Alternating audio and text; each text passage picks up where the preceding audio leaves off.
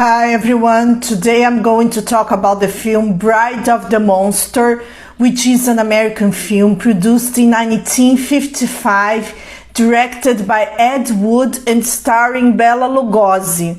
Lugosi plays the typical role of a crazy scientist, megalomaniac, and then there are some disappearances of people, 12 in the total, around a lake, some storms, and a house that was previously considered abandoned, which was occupied by a scientist. This scientist is a foreigner and he wants to create experiments to make superhuman beings based on atomic energy, which is a plot totally within the Cold War environment.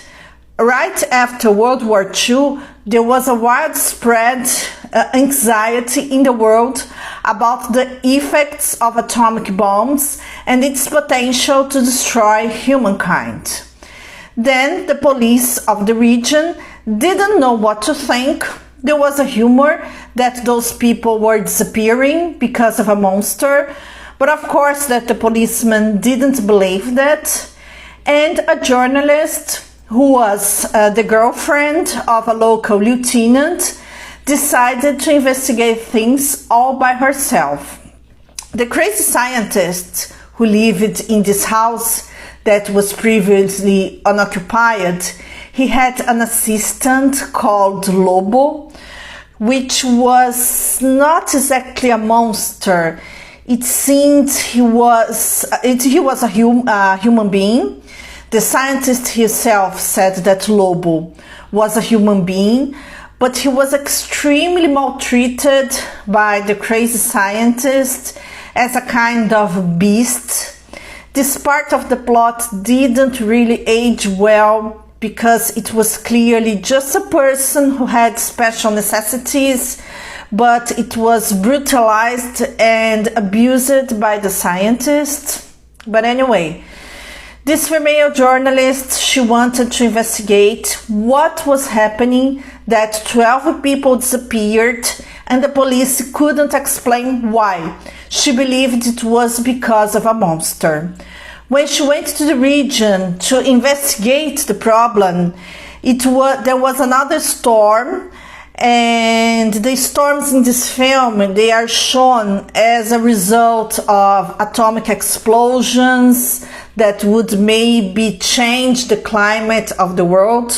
So those storms were often portrayed. This journalist, she was took prisoner, Lobo, the assistant of the mad scientist, played by Bela Lugosi. He took her home and she would be subject of some experiences. And then we can see that Lobo got a little bit anxious, hesitant to take part in those experiences, and he felt attracted to the woman, but then the scientist whipped him. So the mad scientist wanted to transform the journalist in a kind of bride, so she would probably raise a superhuman. And when the experience was about to happen, Lobo decided to rebel and he knocked out the scientist.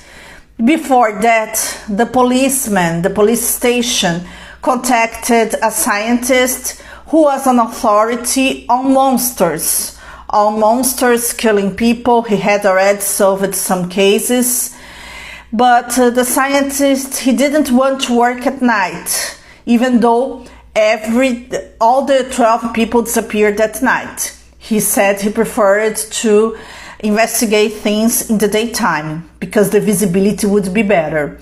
In fact, this authority, he was actually a representative of a government of a country that was not named. He got to find the mad scientist. They knew each other before. And then this authority on monsters, he told the scientist that his experiences would be very valuable in his home country and that he would have every resource at his disposal. Then the scientist told that 20 years before, when he talked to his government about making superhumans based on atomic energy, he was considered crazy and exiled from his own country and separated from his family. Therefore, he refused to go. Then this so-called monster authority told him that it would be great because his country could conquer the world, and then the mad scientist said that he would conquer the world on his behalf. Then he took this monster authority as a subject of his own experiments. The boyfriend of the journalist, who was a lieutenant, he got to arrive in the scientist's home too, but he was also taken as a prisoner. It was at this moment when Lobo rebelled, knocked down the mad scientist, put the mad scientist on bed, and then the scientist would be subject to his own experiences. All previous atomic experiences failed, but this time it worked out. So the mad scientist, he became a superhuman being. Then the police got to arrive at his house. He kidnapped the woman and went to the forest with her. Then another storm started to happen. He abandoned the bride. And when Lobo fought with the scientist, there was a fire in his laboratory. And then everyone ran away from the laboratory, including the scientist. It was when he kidnapped the woman once more. And then we can see that there was an explosion.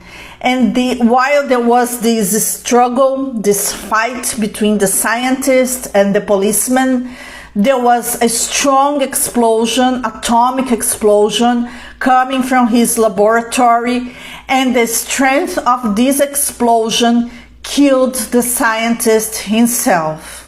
So it's a typical example of a master who was the victim of his own creation. It's a film that is very much embedded in its era.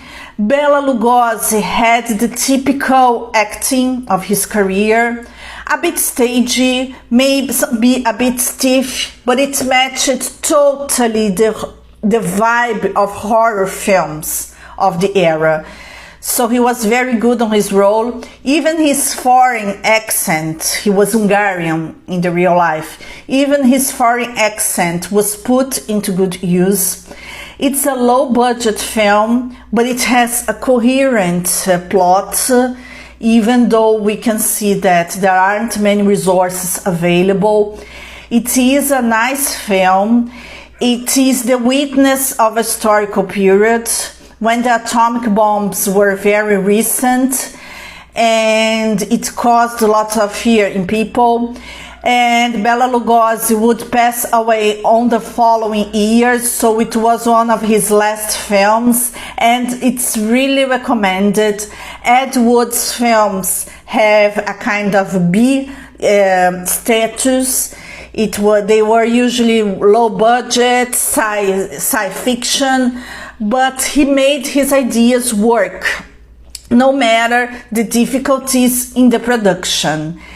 And we can see that it has that special charm, all the cliches of horror of the era, the crazy scientist, the innocent human subjects in the experiences, a scientist who wanted to conquer the world. And by the way, it's not named the original country of the scientist and the monster authority, but it's something between Soviet Union, Nazi Germany, something like that. It is made references to countries that wanted to rule the world, which is a typical thing of Cold War propaganda, which was very much in fashion in the 1950s.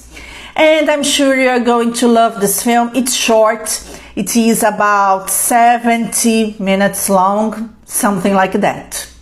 That's all for now, folks. I hope you enjoyed this video. See you!